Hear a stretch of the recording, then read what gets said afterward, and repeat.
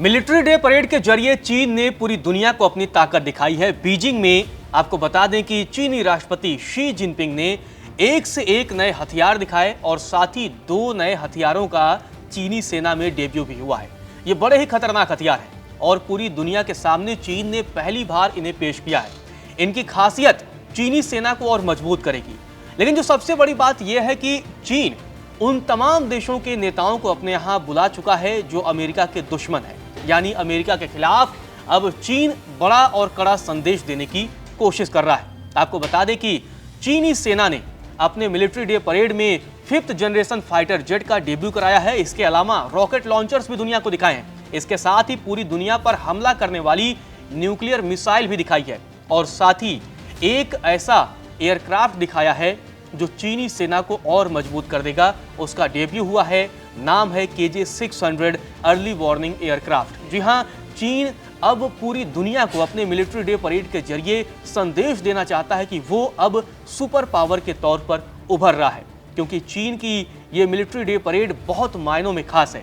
आप देखेंगे कि यहाँ रूस के राष्ट्रपति व्लादिमीर पुतिन हैं, उत्तर कोरिया के नेता किम जोंग उन हैं, इसके अलावा और भी तमाम देशों के लोग इकट्ठा हुए हैं और ये वो नेता हैं जो अमेरिका के लगातार विरोधी माने जाते हैं। ईरान के प्रधानमंत्री भी पहुंचे हैं। ईरान अमेरिका का कितना बड़ा कट्टर दुश्मन है ये पूरी दुनिया जानती है। आपको बता दें कि इस मिलिट्री डे परेड में चीन ने नई तकनीक, आधुनिक हथियारों का प्रदर्शन किया है और 2 बड़े सैन्य विमानों ने चीनी सेना में डेब्यू किया है। आपको बता दें सबसे पहला है KJ-600 career based early warning aircraft और इसके अलावा दूसरा है 2 सीटर J-205 फाइटर जेट जो कि 5वें जनरेशन का फाइटर जेट है। अब आपको इन दोनों की खासियत बताते हैं, उसके बाद आपको बताते हैं कि किस तरीके से चीनी राष्ट्रपति शी जिनपिंग पूरी दुनिया में ये दिखाना चाहते हैं कि चीन अब सुपर पावर के तौर पर उभर रहा है। आपको ये तमाम जो तस्वीरें आपने देखी, किस तरीके से आप देख रहे हैं कि चीनी राष्ट्रपति शी जिनपिंग एक वाहन पर सवार हैं और लगातार चीनी सेना का निरीक्षण कर रहे हैं। इस दौरान चीन ने आप देखिए किस तरीके से बड़ी बड़ी मिसाइलें और खतरनाक हथियार सड़कों पर सजा रखी हैं, ऐसे सजा रखी हैं जैसे वो कोई पटाखे हों। तो ये संदेश जो है चीन पूरी दुनिया में देना चाहता है कि अब वो नई शक्ति के तौर पर उभर रहा है।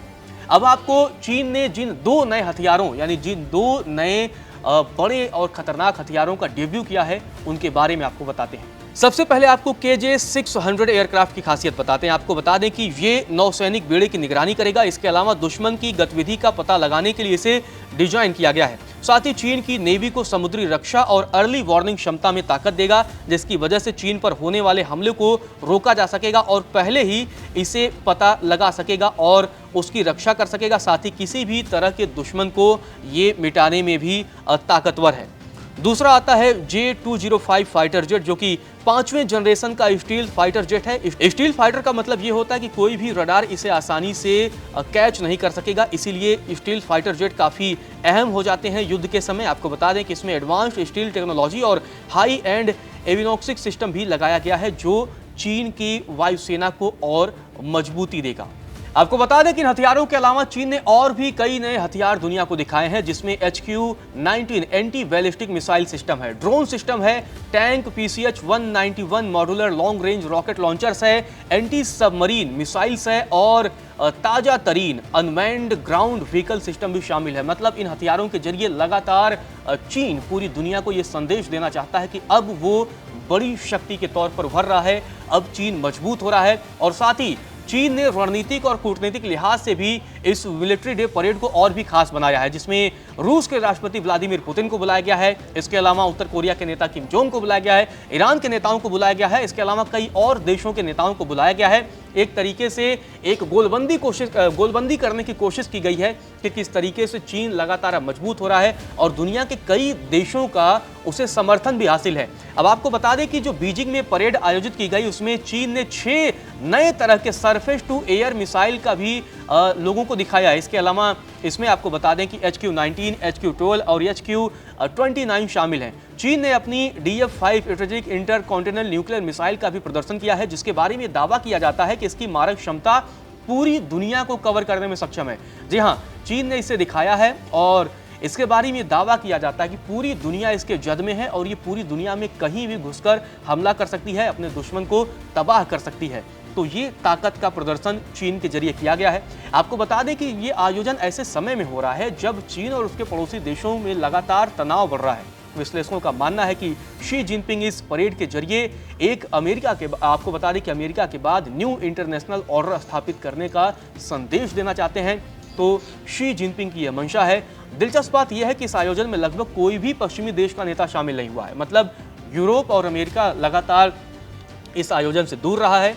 आपको बता दें कि अमेरिकी राष्ट्रपति डोनाल्ड ट्रंप ने इस कार्यक्रम को लेकर चीन पर साजिश रचने का भी आरोप लगाया है। आपको बता दें कि ये बड़ा गंभीर आरोप, क्योंकि चीन ने जिस तरीके से ये रणनीति बनाई है और ट्रंप को एक संदेश देने की कोशिश की गई है, अमेरिका के लिए एक कड़ा संदेश देने की कोशिश की गई है कि दुनिया के कई देश अब हमारे साथ हैं। तो हालांकि इसमें पश्चिमी देश नहीं पहुंचे, लेकिन इस तरीके से एक संदेश देने की कोशिश की गई है और ट्रंप ने इसे साजिश रचने का आरोप लगाया। आपको बता दें कि इस परेड को चीन की सैन्य शक्ति और एरोस्पेस महत्वाकांक्षा का प्रदर्शन भी माना जा रहा है। बीजिंग के ऐतिहासिक तियानमेन स्क्वायर में इस परेड का आयोजन किया गया और चीन ने पूरी दुनिया के सामने अपनी क्षमता और अपनी ताकत का प्रदर्शन किया है।